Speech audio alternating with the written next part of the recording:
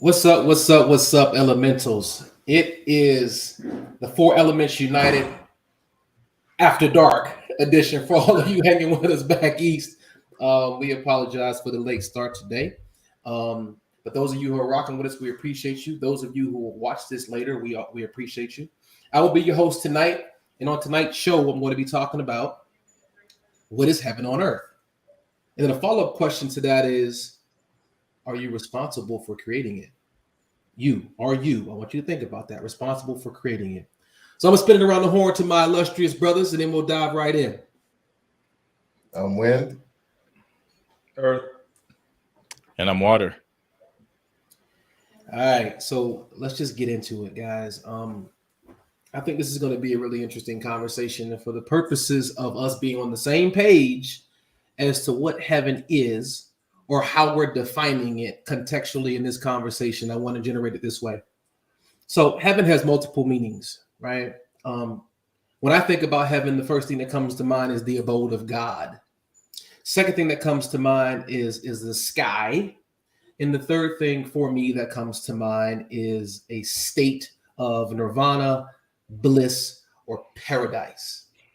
This is an inner state. So for the purposes of this conversation, we want to focus on the third meaning of heaven, right? So we're not talking about the abode of God. Bracket it, give it up, set it to the side. We're not talking about the sky, simply put, the clouds, the sky itself. We're talking about heaven as a state of being, okay? A state of consciousness. And so on that note, I'm going to pan back. And I'm going to ask my brothers, when you think about heaven in this as a state of consciousness or a state of being, besides nirvana, bliss, and paradise, what words emerge for you? Mr. Wynn?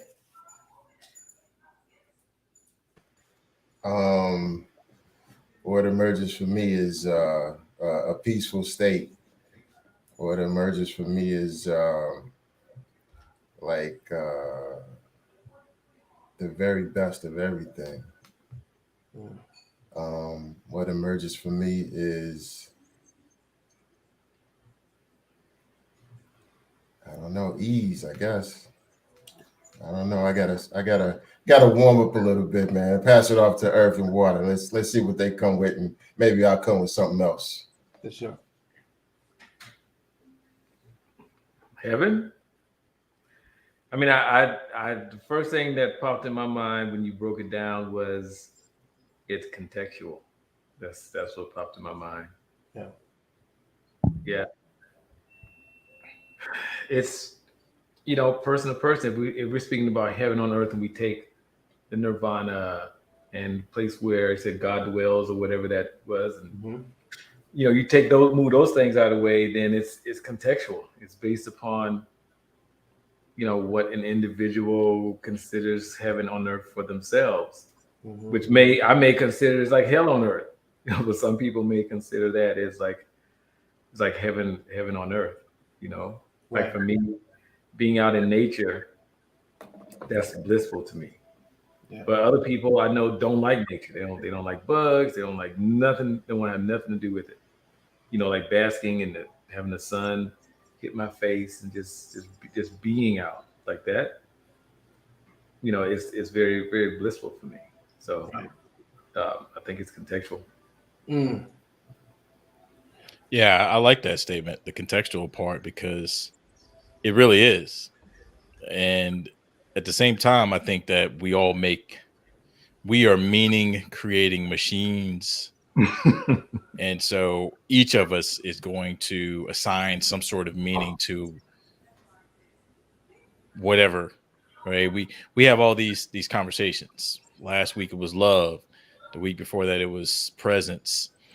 And so I think that our minds are just going to make something up to say, hey, this is what heaven means to me. And when you talk about nirvana, for me, that actually gets back into the whole that for me, that almost bridges presence with love. and almost feeling the love within yourself. And to me, the only way to do that is by being in this very moment.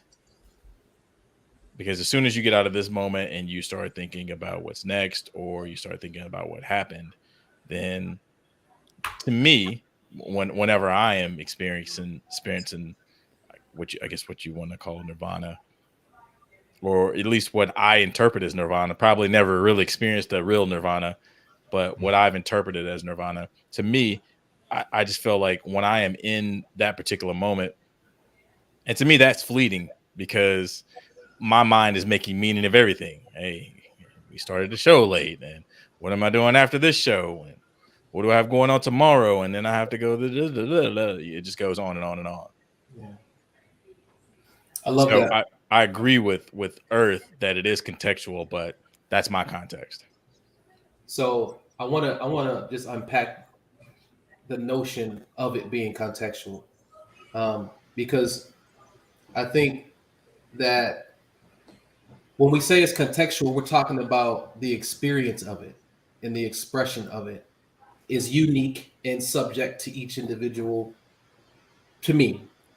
But I think that the feeling of it, or that piece that you said it, nirvana is like the bridge between of presence and with love. And for some, Earth said, for some people that's snowboarding or mountain biking. For some people that's smoking weed. Man, I don't know, right? But the commonality is the sensation, is the feeling, is the sensation. And so I do agree that it's contextual, but I think when we agree on the language, we agree that when we're doing these things or when we're being this way, I feel a sense of inner peace. So let me shift gears.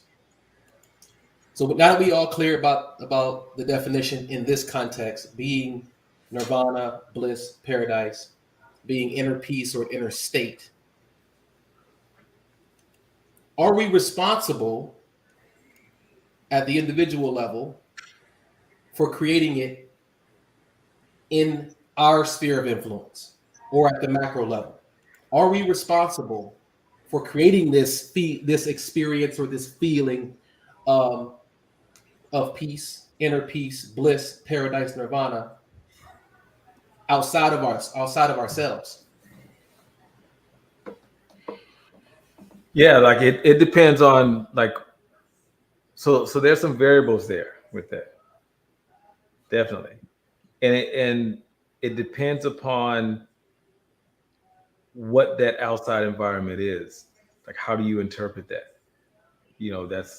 That's one variable. Then if you interpret it as heaven on earth, there you have it. If you interpret it as something else, then you can be responsible for, altering whatever context you're in. You can be responsible for that, or you can be at the mercy of it and just let it be what it is, and acquiesce to it, or you leave it. And so I think I wouldn't say that you're absolutely responsible. You're responsible if you want it to be something else. Then yeah, you're responsible, but it's a choice. So when you talk about, we'll go. I'm gonna come back to this, Earth, because I think I want to talk to you about calling and the responsibility of your calling and how that all shows up for you, because it's outside of you. And if you're not being who you are actually being, does your life have meaning or purpose? Do you have access to heaven? Do you experience this state that we're talking about when you are being chief? If I'm resisting something, then it's not going to be quote unquote heaven. So if I'm in a state of resistance, if I'm a no, like to my calling, then that whatever your purpose or calling is, it will literally haunt you, mm-hmm. and it will not go away. It'll ride you like a rented mule, so to speak. and you can't escape it.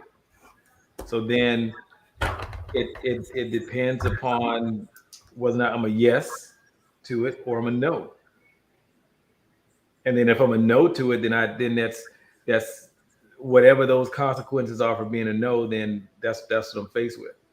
If I'm a yes, then whatever those consequences are for being a yes, then I'm faced with that. This is good, man. I'm hearing acceptance. Some people may hear surrender. That word might trigger some folks. Mm-hmm. I'm hearing obedience. I'm hearing flow and allowance of who you are to express itself.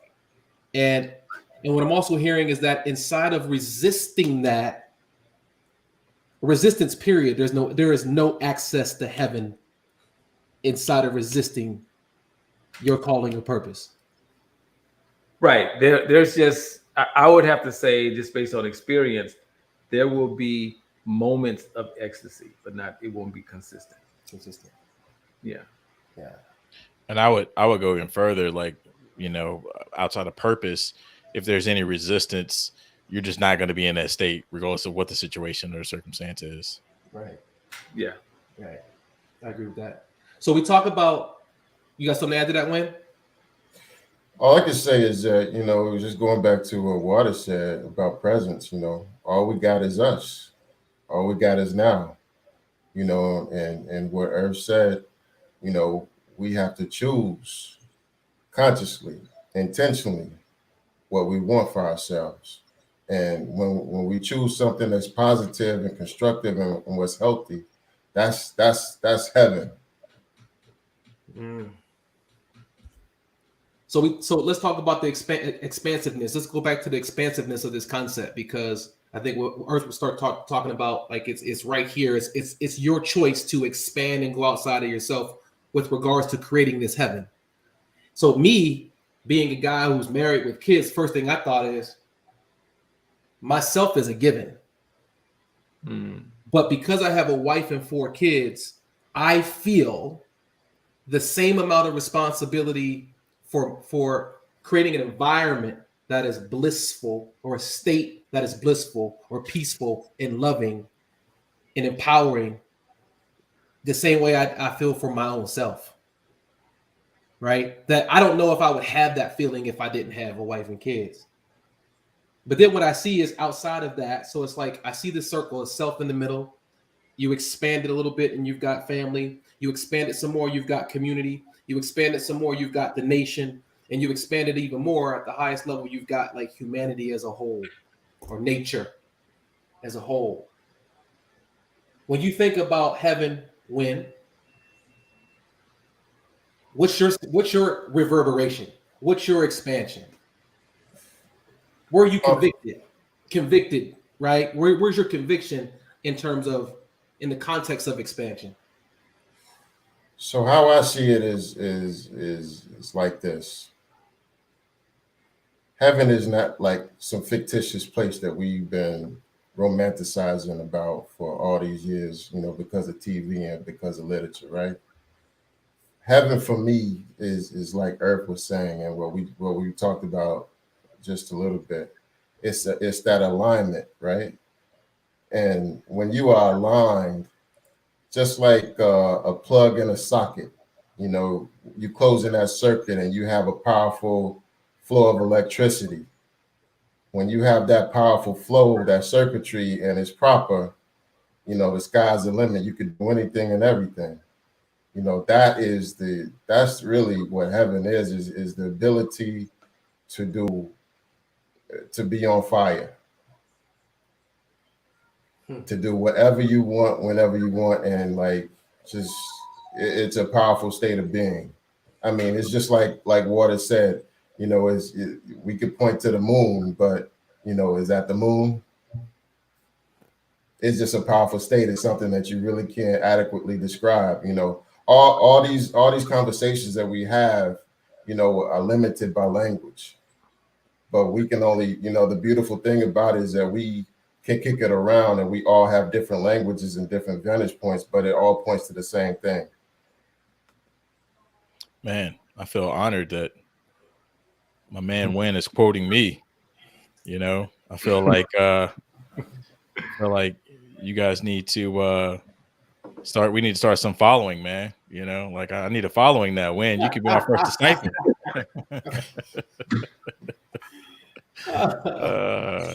And you know, I got to get some, you know, some comedic relief here, man, because you guys are a little bit too serious about this conversation, man, about heaven, man. I feel like it's about to get heavy, where we're gonna be like, you know, Yeah, so it should be we die? fun. Should we die now to get to heaven? You know, I feel like that's on Fire's list of questions. Why you all in my script? Right here, it's right here on page 2. Everybody want to go to heaven? Don't nobody want to die. Yeah, I like that. That's a Marine statement. Don't I like nobody that. want to die. On that note, Water, you actually bring up a great point. Because is there a cost to being able to access this state of consciousness that we're talking about? Like, what do you have to give up? What do you have to surrender to have access to this state of consciousness, this state of being? And for me personally, as I'm asking the question, Earth always says it. It's that dang on attachment for me, man. Mm-hmm. That dang on attachment. Somebody else said I think it was Water said the meaning. Like there's meaning. Like I give something meaning, a relationship, a concept, an idea, a goal. I give it meaning. Myself, I give myself meaning. My life, I give it meaning. That meaning creates an attachment. That attachment creates it's attached to an ideal outcome or result. And if and when that ideal outcome or result doesn't manifest itself or show up or happen, I experience a lot of pain and frustration. Right? There's no heaven there for me. And so what I'd say I have to surrender personally is the concept of meaning and the concept of attachment. What about you guys? I think you got to give up, all the BS. You got to give up the fear, the concept of lack and scarcity. You got to give up the worst part of yourself. You got to be in tune with what reality really is. I mean, we lie to ourselves so much each and every day, and that's really the big thing is we got to give up that lie. Yeah, and I would even go more broad and more ethereal to expand upon what Wynn just said. For me, the way I see it, what I have to give up to get to that state is I have to give up the self, right? The identity, this water person, right? So just imagine if I thought that I was Water, the guru, and here we are having some show about my topic and I don't have the answers. If I think that I am the guru, then I feel some sort of pressure, some sort of I have to deliver for my disciples. Wind is counting on me, right? Wind is counting on me. So I when I have that self or that identity that I've spent all these years building and developing, the first sign of something that's not aligned with that identity, then that's when I start to feel that resistance. Yeah, we got to give up being right. You know what I mean? Yeah. And blaming other people, having that victim mentality. When we think about, the outcomes that we want in life, I mean, those are the things that we got to give up. Like to have a successful marriage and a happy relationship, you don't have to browbeat, your partner, your spouse. I mean, because at the end of the day, that's not going to get you to the outcome that you want. What you want is love, peace, and harmony, right? You want a growth and development. But you can't do that by, always just wanting to be right. There's a cost to being right. So we got to think about those costs. and give that up. Yeah. Hence, why I forgot who said it earlier. That they were saying that this nirvana, this state, is fleeting. Like you'd have to be giving things up in perpetuity. Then once you start thinking about giving things up, you have just ushered yourself out of a state of just being. Now you're thinking. Oh, let me give that up. Oh, that creeped in. Oh, let me give that up. Oh, something else spilled in. Oh, let me give that up. Yeah, consciousness, or self-awareness is a moment by moment thing. I mean, it's nothing that you perpetually carry for yourself. Because in any instance, you can go totally unoblivious to what you're actually doing at any given moment. So it's a constant exercise. To that point, have you guys found or mastered getting yourselves into that state like that? There is no mastery. Once you think you mastered it, that's where you go wrong. Okay. So the answer for me is no. I don't know what this guy is talking about. This guy is giving the Wizard of Oz kind of an answer. Yeah. For me, no. Like you don't have a practice, a go-to. I do have a practice, but I still not on command that I can just get to that state. It takes some effort from my end.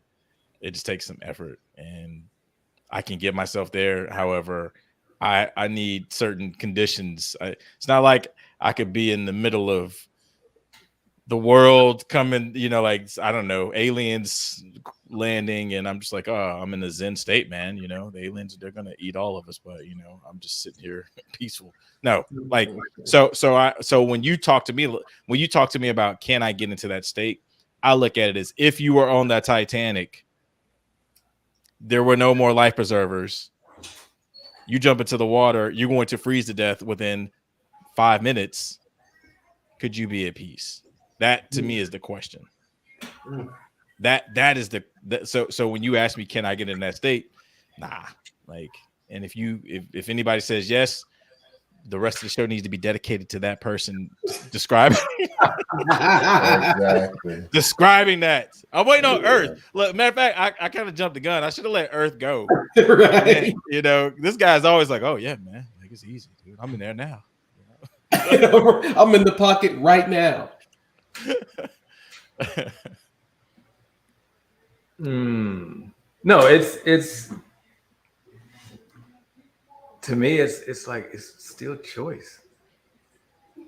At the end of the day, like we literally choose everything, but you have to really start getting to a deep granular level to really see how we like choose literally everything. And you can choose to be wherever you want to be, whatever state you want to be in. It's like when Nelson Mandela was in prison, he never saw himself as a prisoner. Hence, his reality was privilege. That's how he was treated, because he never viewed himself as a prisoner. So for him, he was in that state of freedom because he said so. He was always free because he said so, and his actions were in direct alignment with him being free. And so he got privileges that no one else in the prison got. So he could hop the yard, hop the wall, and go for a stroll down by the park. Like he could. So when you challenge those privileges, right, in his mind, he created a mental state in a context by which he wouldn't find himself depressed, wanting to hang himself, or in a state of hopelessness. Right. I believe you call that Jedi mind tricking yourself. Or if that's the case, we do that every day. Every day. I'm clear about it.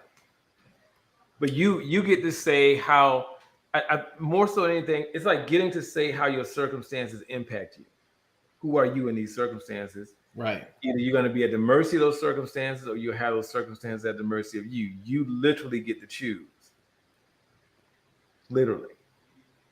I like that. I like that concept. There's actually a movie, and it probably was based upon a book that I saw. This movie, man, I swear it's probably like 20 years old now.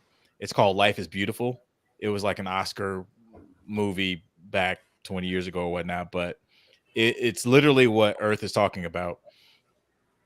This man was in a concentration camp in Nazi Germany with his son, daughter, his child, and literally the whole entire movie was about him creating this world for his child that his child did not even realize where they were. And that was the entire movie. It was, and that's why it's called Life is Beautiful. I don't really remember how the movie ended, but I do remember specifically that was the plot of the movie. And it's exactly what Earth is talking about, is that the father was choosing to create a world around his child where there was so much suffering literally right in front of everyone's eyes. However, in the child's mind, they were in this great place and they were playing some game or something like that. It was a game that they were playing. Yeah. And I may be misquoting the movie. I haven't. It's long time ago I saw the movie, but that was that in my mind. It's exactly what he's saying about Nelson Mandela. His context was not necessary. I mean, whatever you want to call it, however you want to name that, the context was actually around creating, or I guess it was about creating context for your life as opposed to allowing life to dictate to you what the context is. Right. Yeah. Yeah, I mean that's great. And I was, when you were speaking, I was thinking about how we do that on a daily basis when we make stuff up and we pretend like it's actually happening, but it's not happening. We do it all the time. We constantly are in that state of living in this fantasy world, and people will actually get upset, and they will have emotions, all these different types of emotions, and they'll commit all these actions based upon a fantasy. Something it's not even real at all, but it's just how they are interpreting the circumstance. And we do it every day, all day. Why do we do that? It's a survival technique. And it doesn't serve us, but it's how it's a way to survive life. But Well, I it would can add to serve that. us. Go ahead. When you got it. I was going to say it can serve us. I mean, because what you guys are alluding to is the imagination. And on one side of the spectrum, we can imagine something pleasant. On the other side, we could be worrisome and fearful and think of lack and scarcity. If we use it in a constructive manner, then perhaps it could actually be of some use. But you're right, it could be a function of survival for sure. And sometimes when you utilize it and intentionally, well, you wouldn't necessarily use it intentionally, but there's an adverse impact if it's used in a manner of survival. Where let me give you a clear example. So there are people that have been sexually abused, right? And as a function of surviving that and living through that, the mind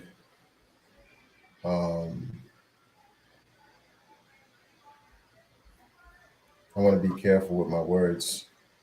Take your time with it, because this could be interesting. The mind protects itself in a particular way. I don't want to get all into it, but and sometimes that protection long term can have adverse impact on your future or present relationships. And so in that sense, it's not necessarily a good mechanism to use.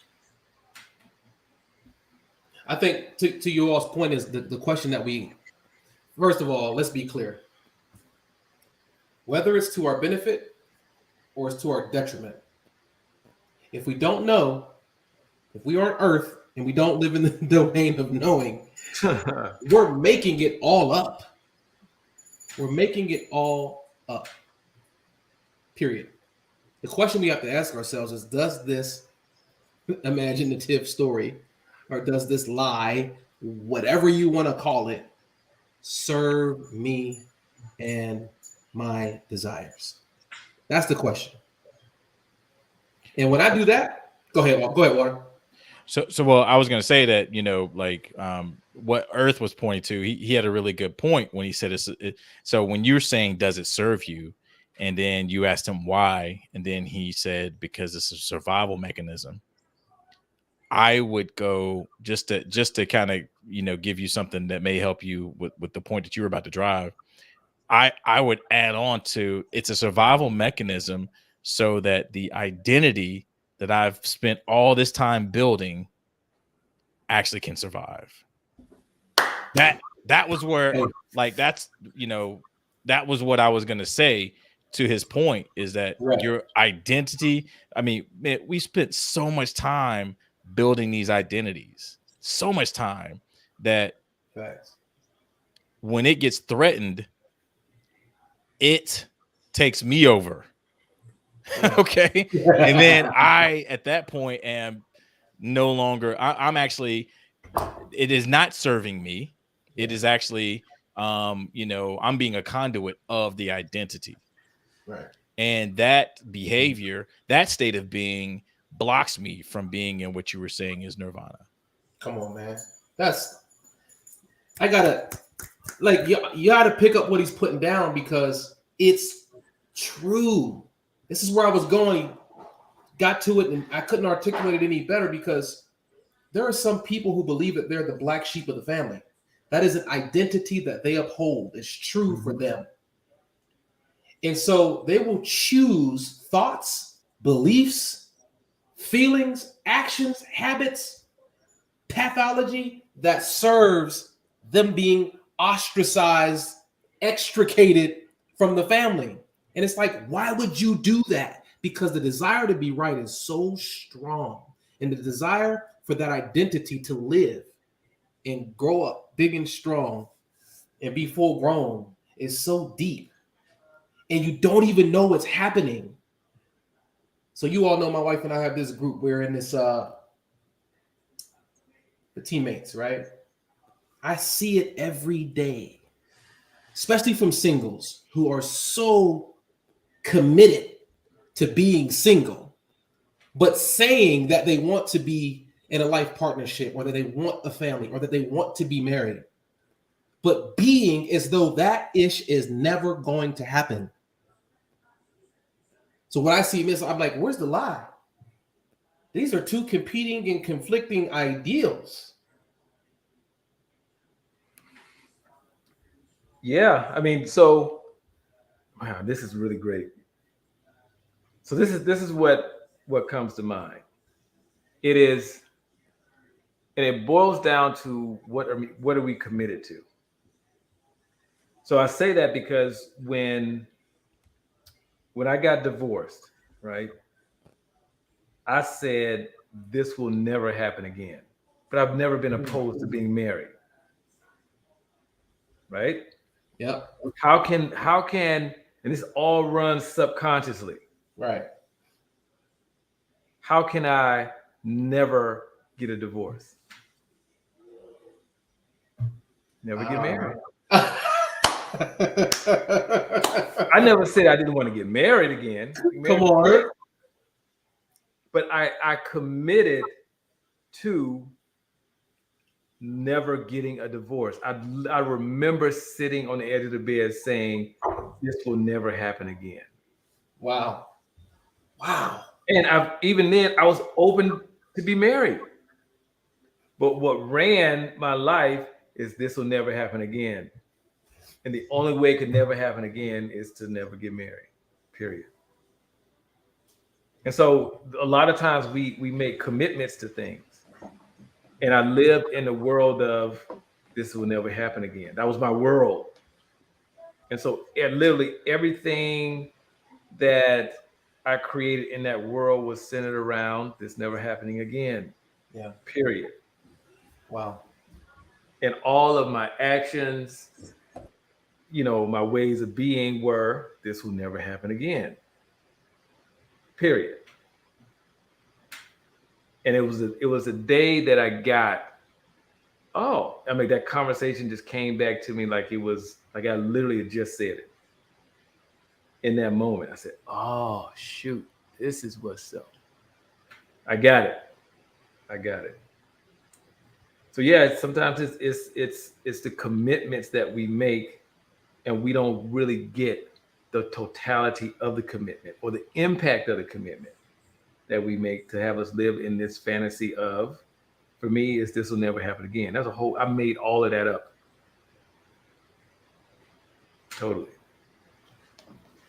The beautiful thing about life is that it's a feedback mechanism. It's like a GPS. When you steer off left and was supposed to go right, it tells you to go back right. But you might have to take a few steps back, and it might take you time to get back to the right place.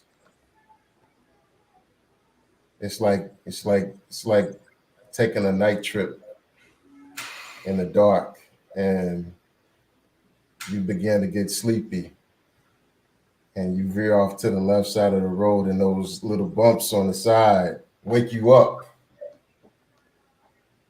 That's how life is. The question is, are you going to start to pay attention and intentionally pay attention moving forward, or are you going to slumber back over?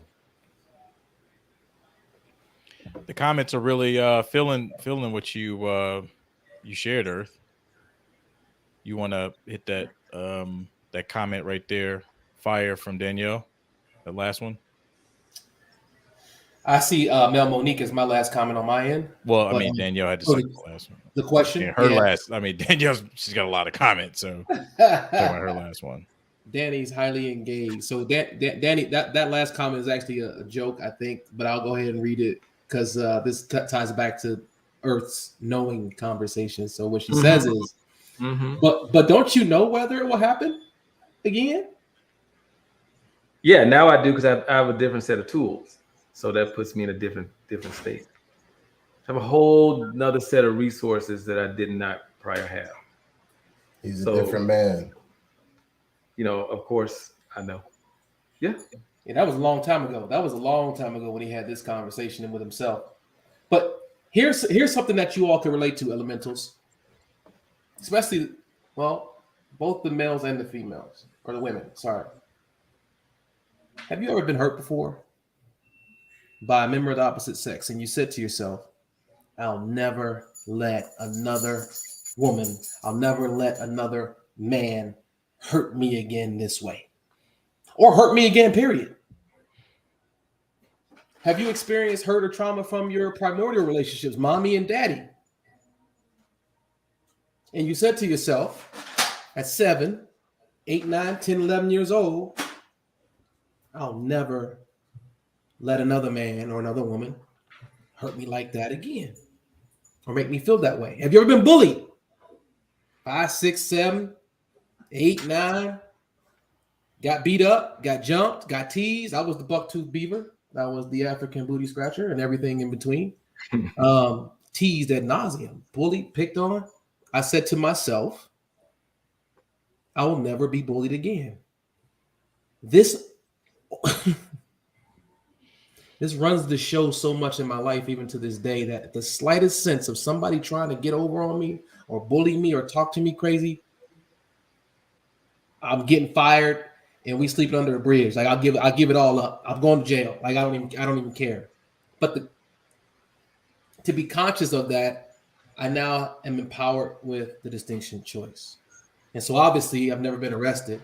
So I've survived thus far, but I avoid disrespectful MFers like the plague. Like I avoid people, circumstances, situations that will cause me to bubble over and erect the beast. All because of something that happened to me when I was between the ages of 5 and I'm gonna say 13. I was bullied and teased bad. I ain't no victim about it.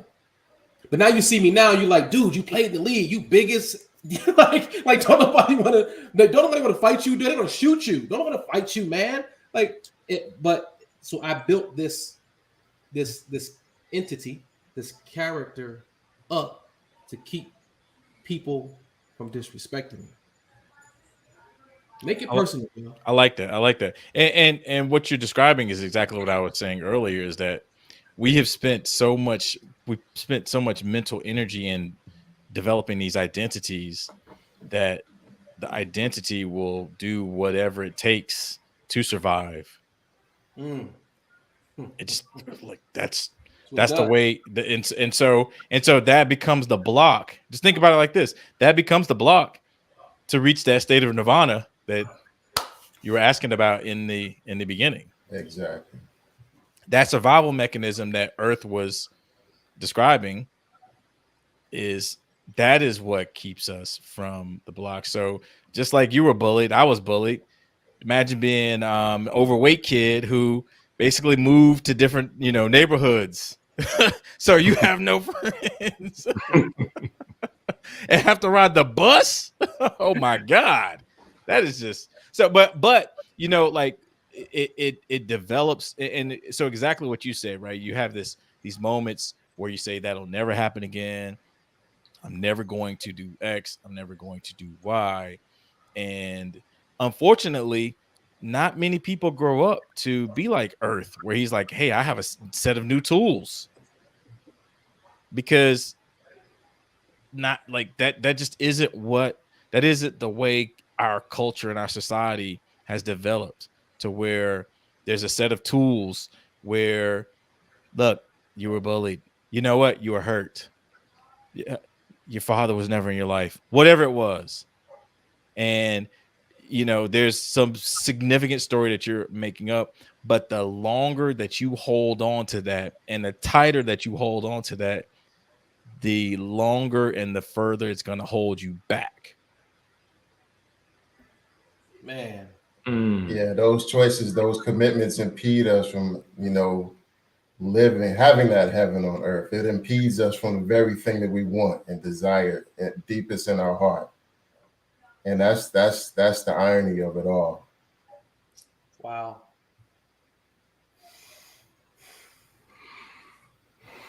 And I just gave one example. You know how many characters you know how many superheroes I done created to mitigate hurt, pain, trauma, embarrassment, disappointment. And these are all like walls and barriers or chambers to what we're talking about today, is that heaven on earth where I got nothing going on. So I find it through meditation. I find it through exercise, extreme exercise, and quietness and stillness. And I find it through some recreational activities. But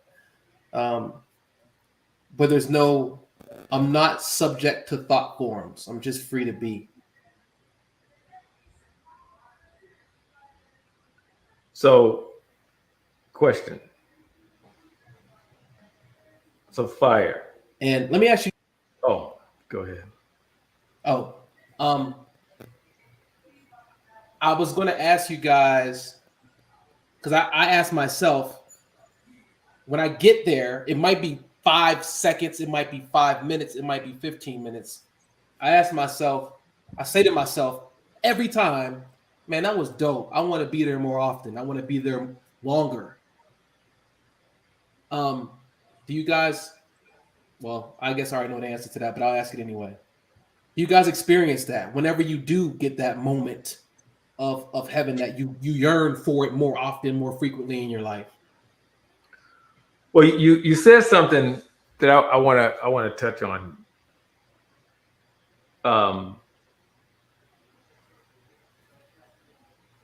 Would you say that it could be a form of self-medication that gets you there? Like you said, you you exercise, you do all these other things. It's like self-medication. So I know for me, the way that, and I didn't, to doing some work to get this, the way I dealt with pain and hurt from the past, that's why I became an adrenaline junkie. Because there is absolutely, I've never done any drugs, but I can't imagine a greater high than adrenaline, period. It will keep you high for at least 2 weeks. Then you start coming down. You need to go out and do something else that is very extreme in order to get that adrenaline flush. Gotcha. And it's self-medicating. Yeah. And it puts you in the state of nirvana. But it's temporary. And so you talked about, working out and participating in other activities to deal with some of it. Would you consider that being like self-medicating?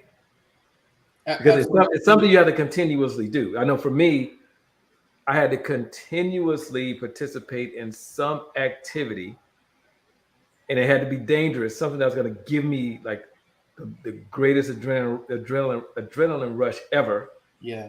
In order for me to like be like calm or stable or whatever you want to call it. That's a good question. As I'm listening to you, I got present to the sustainability of the different modalities of how we usher in this nirvana, right? So I think adrenaline has a has a higher efficacy than THC, right? Right.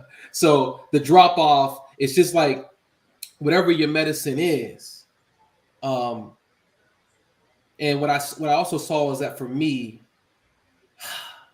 oftentimes that state of nirvana, bliss, and inner peace comes as a result of an act of servitude to somebody else.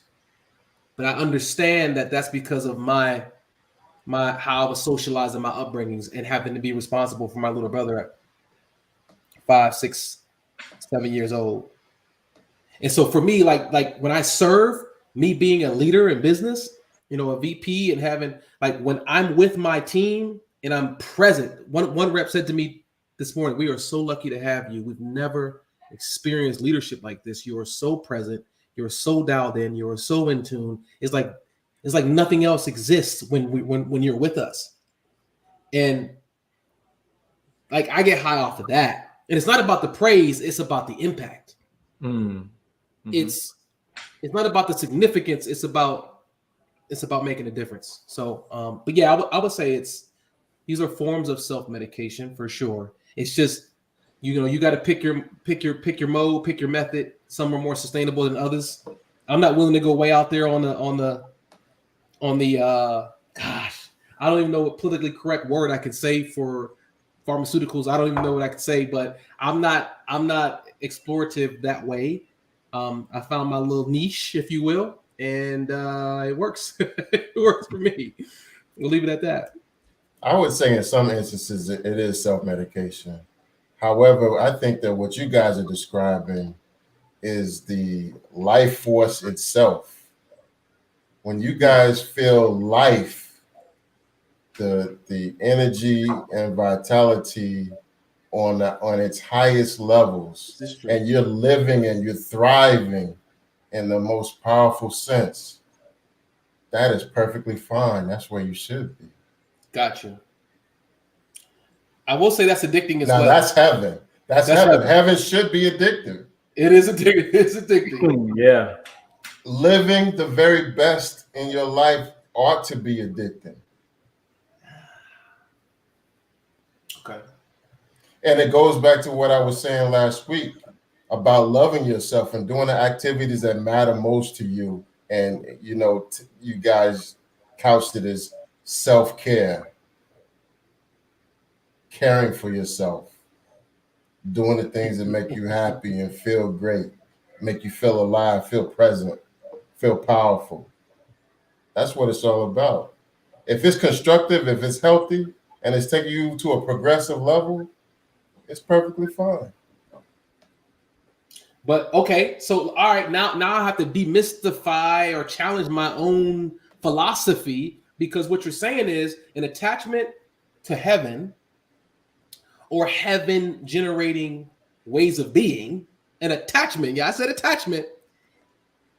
Evil is good. It's like one of those, evil is good. So my attachment to nirvana is actually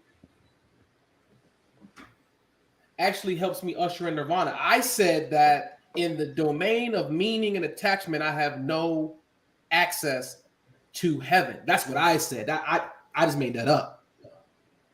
But what you're saying is, in fact, heaven should be addicting, and therefore we crave it more and more and more and more. We want to experience it more in our lives. We want to create it more in our lives, generate it more in our lives for ourselves and sometimes others. And that attachment does not block heaven from happening. It actually motivates and drives and inspires us to experience it in perpetuity. Don't you like high-speed internet? Would you rather have 50 BPSs or 75? I don't agree. I don't agree with Wend on that. I mean, it's fine. That's a great point, and that's fine for. Hey, if it works for you, it works for you. To me, I would just create a new identity. Like, hey, I'm in heaven, guys. I'm not seeing that negativity that you're talking to me about, right? So you get to an argument with your significant other. I'm above all that. It's like, what are you talking about over there? And so it creates that kind of an air. And I just think that when you're attached or you're addicted or whatever you want to call the word, that is basically just driving you straight back to the identity, and you're just creating a new identity around it. To me, it's a saying that that's popular in some circles that we've been in, which to me, the nirvana is getting back to nothing. Yeah, so I want to comment on what Wynn said, and I'm going to comment through personal experience. Mm-hmm. Even though the adrenaline was the greatest feeling ever, and it lasted, but it's never enough. And you always, let me make it personal. I always get naked, Eric. And I remember booking a trip to go to Alaska. I don't remember the name of the mountain. Oh, this wasn't the one where you didn't purchase the plane tickets, right? That's a different trip. I was literally booking. He's petty. Hey, look, Earth didn't get it. You didn't get it. Oh yeah. That one. He is petty. He didn't get, Earth was he was in that story, right? He was over here in that story. Okay. Go ahead. So I saw that for me, my dream adrenaline rush was to literally be heliported to the top of this mountain. That's the only way you can get up there. Dropped off, snowboard down, and intentionally cause an avalanche and ride the avalanche.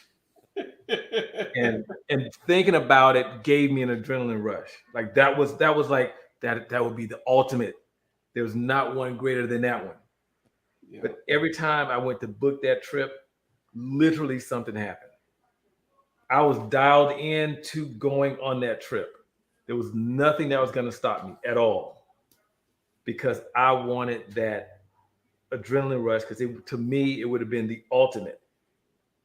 So sometimes, I can't speak for every situation, I can speak for my situation, that attachment to it, to nirvana, was dangerous. Got you. Because I don't know if I would have survived the avalanche, but I certainly would have ridden it out. There's absolutely no doubt in my mind about that. None. You'd have had no way to ride it out. Like it would have. There's a trip. There's a trip. I promise you, there's a trip that I know that's happening where you had that opportunity. We have a couple of GoPros, bro. We will like send you out, man, the way you want to go, bro. Like, but you know, it's possible. hold you back. I literally saw like 2 guys ride him out. That's what gave me the idea. I was like, oh my God, that adrenaline. I'm watching the video got me so pumped on like my adrenaline levels were probably through the roof. I was like, that's it. And they rode it out and they just shot out the front of it. Like they literally disappeared.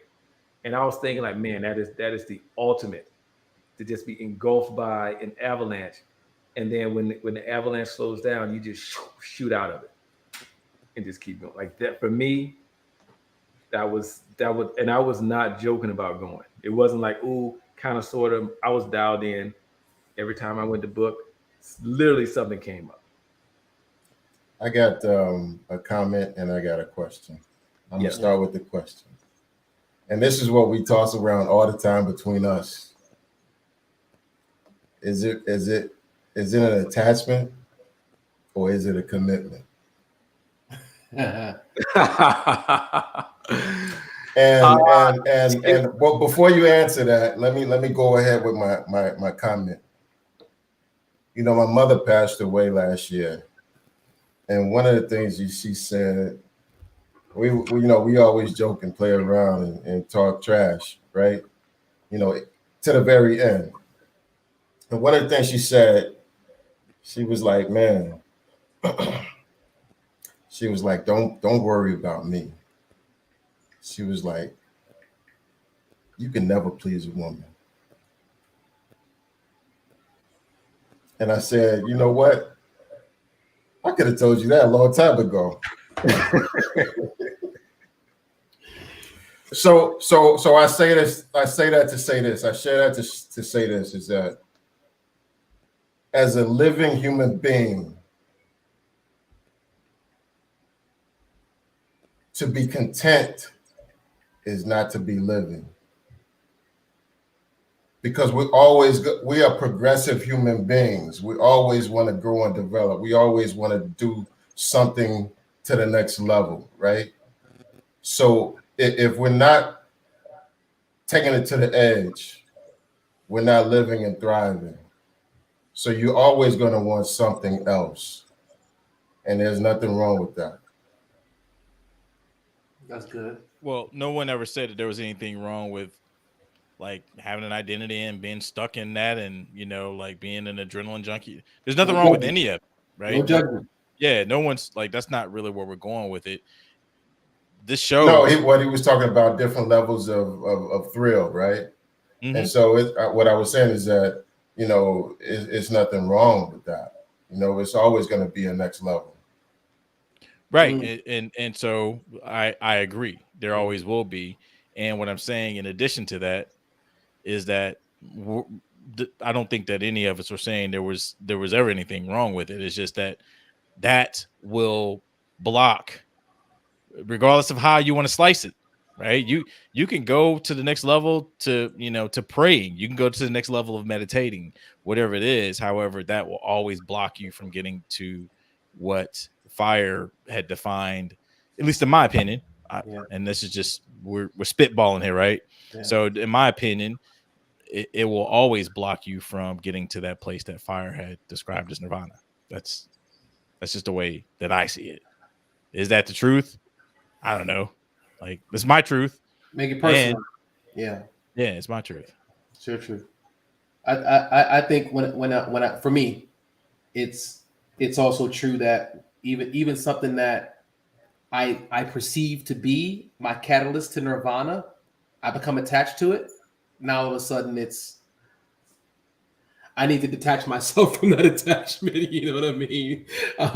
So look, we're going to go over 5 minutes. I apologize in advance. I do want to grab Mel Monique's comment at 6:59.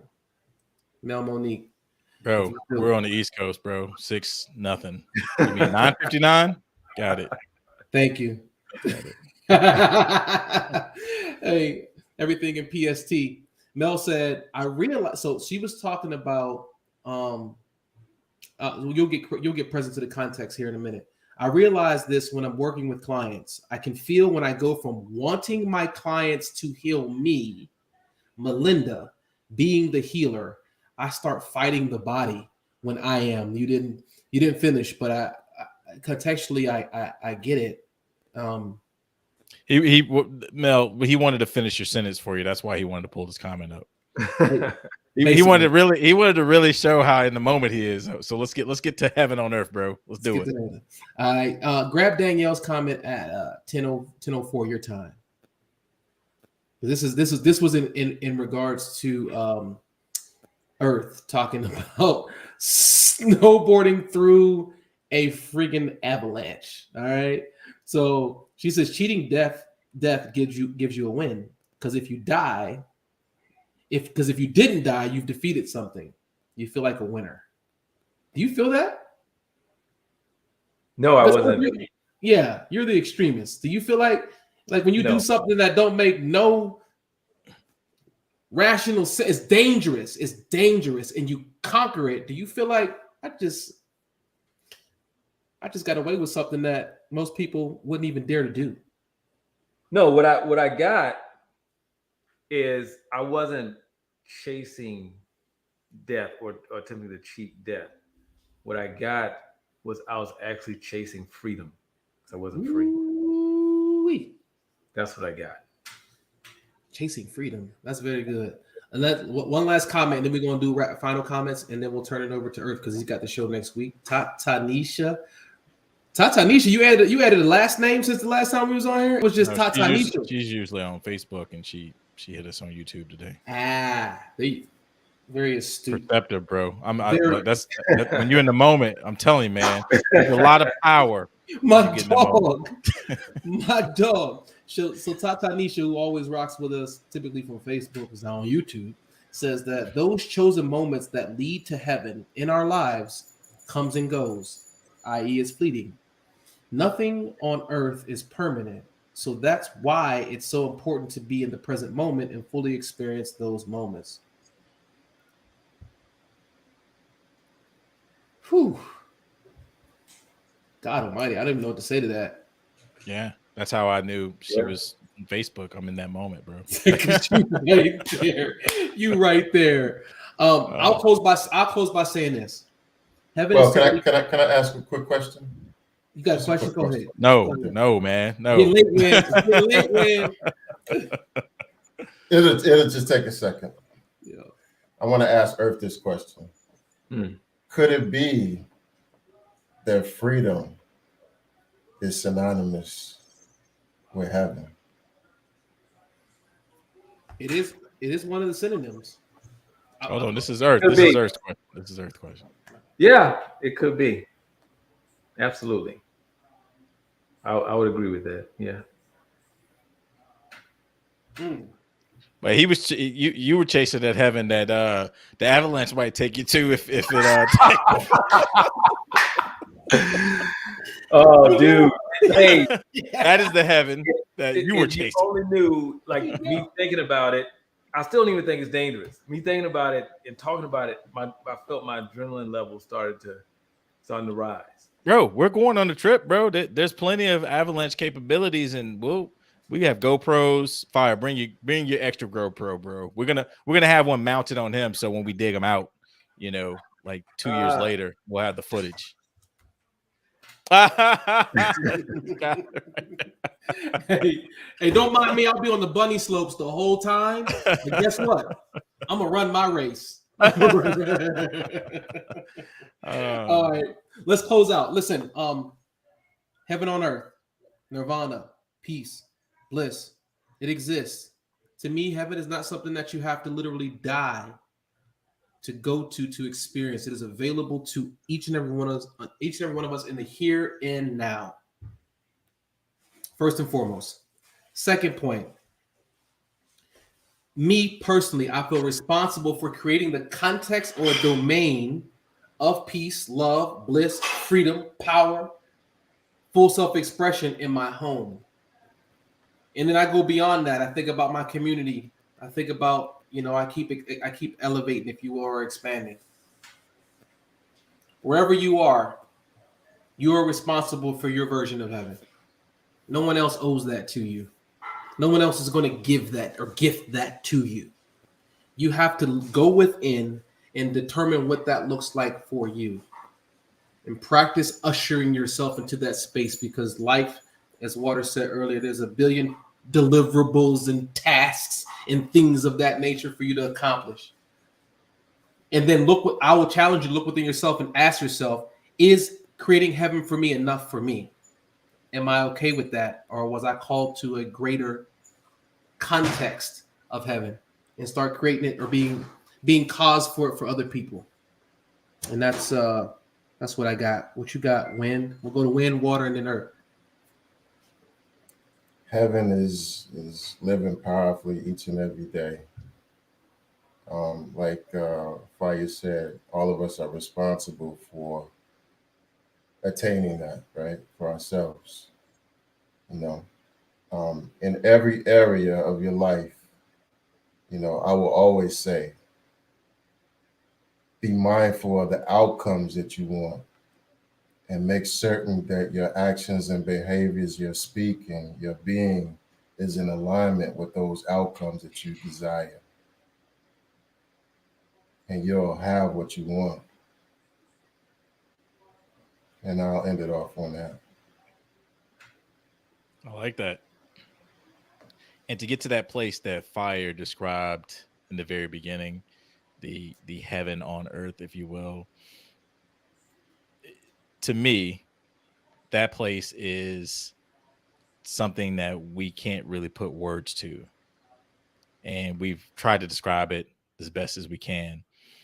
However, all of these years, through all the trials and tribulations that we experience in life, we have developed this identity, this self, this me. Whenever I say me, I do this, I want this, I have this is who I am. That's what we spend a lot of time to build up and to develop. As far as I'm concerned, the way to reach what Fire was describing as heaven on earth in the very beginning is to diligently dismantle that me, that I, that identity that you've developed, that we've all developed, that I've developed, that I'm being right now. Diligently dismantle that so that you can get to that place.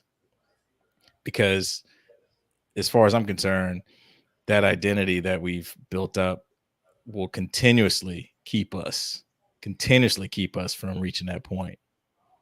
And I think that, to me, the heaven on earth part is actually just knowing that there is that identity and I don't have to believe it. I can just move away from it. Earth, you want to take us out, bro? Yeah. So really quick, when you reach what quote unquote heaven on earth, what you have to get is this. And someone, I think Fire mentioned it earlier. There's something you have to give up. And for me, when I got that I didn't have to chase freedom, that I was already free, the first time I went mountain biking after that, I was angry. Because for me, it occurred as though I lost my edge. Like it was difficult for me to push myself and to push my bike to the limit because I was aware of danger. So I was angry. And so what I got is that persona that I created had to give that up in order to have freedom. And so just know that there's something that you're going to have to give up. And giving it up, you may not like it initially at all. Because people don't really see me upset. I was angry. I wanted to get off my bike and just throw it and leave it on the trail and just walk out. That's a $5,000 bike, y'all. Just to put it in context, it's not a Huffy. Okay, it's not a Schwinn. Okay, it's an expensive bike. So there's something you have to give up, and just know that. And so I don't want you to end up like I did. I was upset. So just know that. Now, next week's show is going to be hot. And so next week, we're going to talk about, do you have a say-so in your life? That's going to be the title. Do you have a say-so in your life? So yeah, be ready next week. I am excited about this topic. I have literally been waiting for 4 weeks to talk about this one. And you only get 1 hour and 1 week to do the show. Just so you know. You guys always try to get this guy to do like 4 shows in a row or whatever. So, so he's not going to do manifestation after that? It's not a series? That's coming. That's coming. The whole series, right? Yeah. So do you have a say-so? Yeah. So be ready next week. Wednesday, maybe 8, maybe 9, maybe 10. Maybe Thursday, maybe Friday. Who knows with you guys? How we rolling? All right. That's all we got. Have a good week. Peace. Peace, everybody. Later.